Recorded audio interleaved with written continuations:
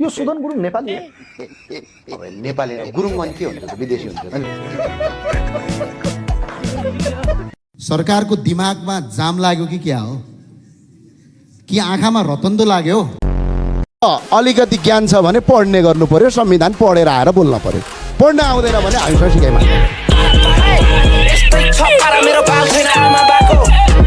विकास र निकासका लागि अस्ति यत्रो पहिरो गयो, आउँदा घर बगे, त्यही बेला आयो यी यो ज्ञानेन्द्र साईले चुनाव जितेर गयो भने काठमाडौँ मेरो घाँटी समाउँछ भनेर अहिले जुम्ला आएका छन्।